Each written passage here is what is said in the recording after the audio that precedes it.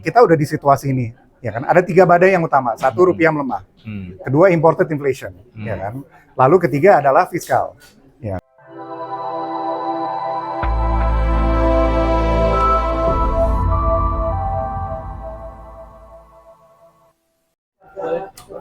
Mas Diko, di situasi ekonomi saat ini, rupiah lemah dan lain sebagainya, respon yang diberikan pemerintah itu sudah tepat belum sih Mas? Apa saja sektor tentunya yang perlu diwaspadai terutama oleh masyarakat saat ini? Saya rasa masih banyak ya yang bisa dilakukan pemerintah.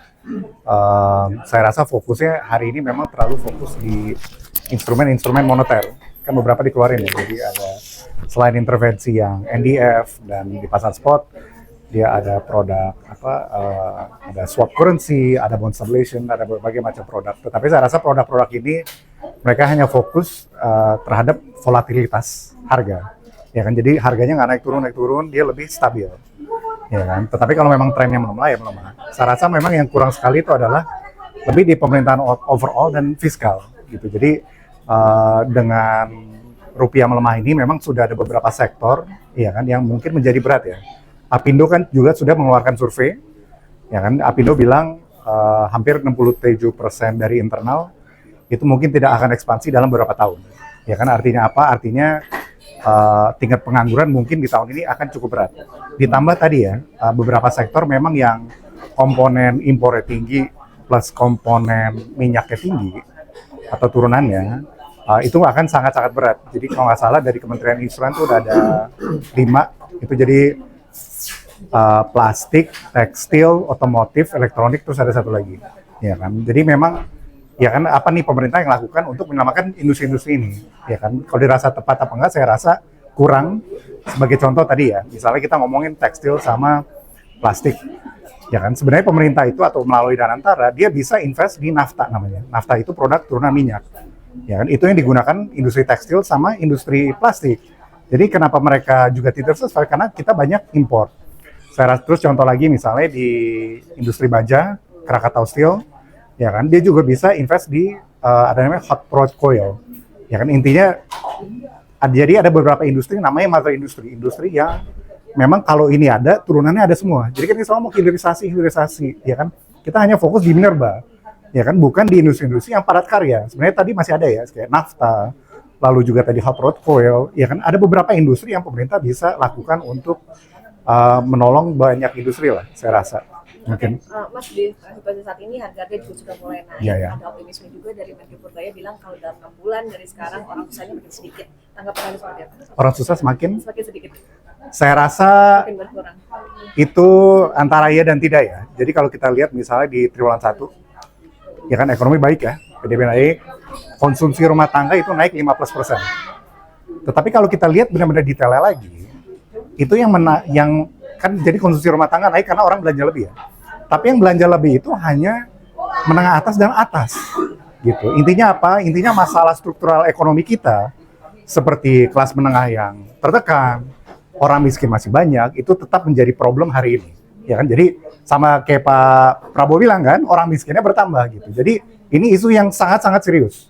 Kalau ngelihat data Susenas, itu ada 194 juta orang hidup di bawah 50.000 per hari, ya kan. Dan saya rasa itu dia ya. Jadi kenapa kita harus lebih berempati dengan masalah-masalah saat ini, karena harga-harga di lapangan udah naik, gitu, ya kan. Mungkin belum besar, belum banyak, dan belum merata, tetapi harga-harga memang sudah naik, gitu. Jadi saya rasa penting sekali pemerintah untuk menjaga tadi ya daya beli masyarakat itu.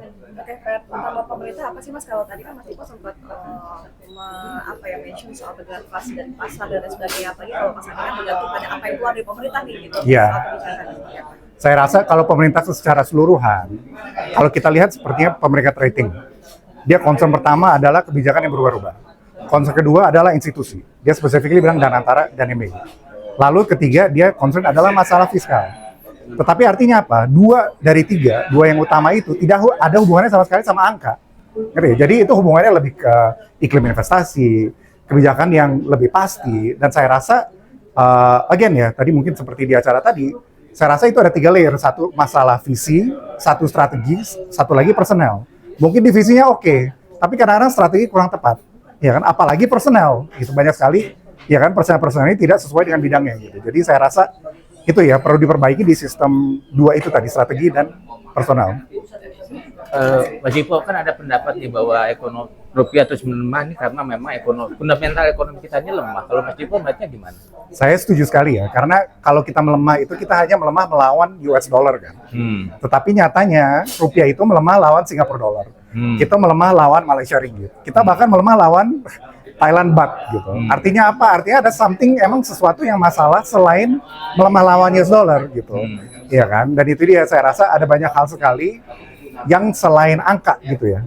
Maksudnya selain angka yaitu tadi ya, struktur ekonomi yang kelas menengah tertekan, orang miskin masih banyak. Jadi masalah-masalah seperti ini masih ada. Saya rasa sangat sulit buat kita agresif pertumbuhan ekonominya kalau masalah basic ini tidak diselesaikan. Nah, kebijakan-kebijakan Pak Prabowo selama ini bisa cukup nggak untuk memperkuat fundamental ekonomi itu? Nah itu dia, itu yang kita tunggu. Jadi kita udah di situasi ini, ya kan? Ada 3 badai yang utama. 1, rupiah melemah. Kedua, imported inflation, ya kan? Lalu ketiga adalah fiskal, ya kan? Nah, saya rasa beberapa ini tidak ada quick win, ya kan?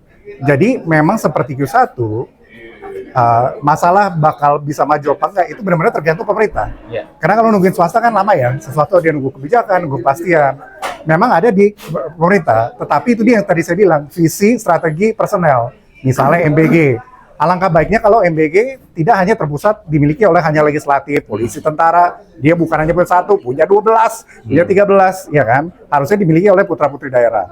Kedua, lalu misalnya MBG baiknya juga tidak sentralisasi. Dia ambil dari misalnya 30 km atau 50 km dari sekitar gitu. Jadi ekonomi rakyat benar-benar hidup.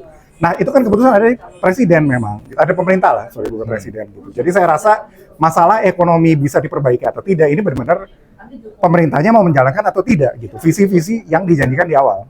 Kalau kita tadi mengacu pada pernyataan Pak Bawazir ya, juga sama Pak Mardhani Alisera, kan kesannya nih Pak Prabowo ini udah membuat kebijakan yang bagus gitu ya, on the track lah istilahnya. Kalau Mas Dipo sendiri ngeliatnya gimana?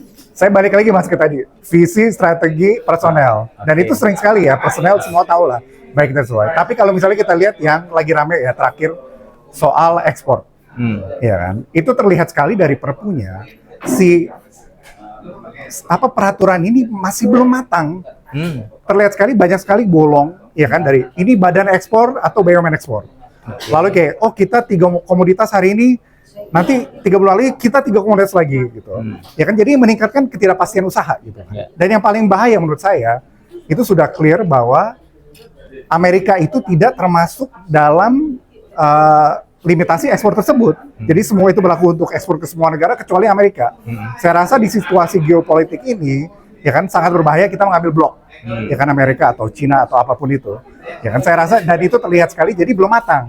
Kalau saya mungkin kalau tadi melihat tadi acara tadi mungkin Pak Fuad yang memberikan ide abstrak, tetapi sangat clear ketika ditulis perpunya itu sangat banyak kekurangan gitu. Nah, kalau dengan kondisi seperti ini, Mas Dipo sendiri melihatnya Indonesia ke depan di bawah Pak Prabowo ini gimana?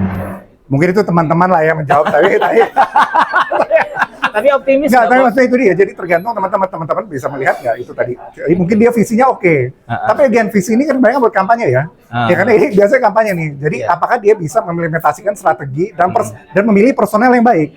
Jadi pertanyaan tadi ya kan apakah memilih personel salah itu salah pemimpin juga apa enggak gitu loh. Jadi mungkin teman-teman sendiri jawab ya. Satu lagi nih, oh, ya, silakan. Kan kita agak kaget ya dengan pernyataan Pak Prabowo terkait masalah rupiah. Misalnya orang desa itu nggak menggunakan rupiah. Nah pertanyaan saya sebetulnya Pak Prabowo paham nggak sih soal ekonomi? Kalau menurut kacamata Mas Dipo sebagai seorang ekonom ya? Iya ya. Saya rasa gini, kalau saya jujur mungkin dia memang memahami, tetapi ini strategi pemerintah ini semacam dia tidak mau ada panic selling atau panic buying.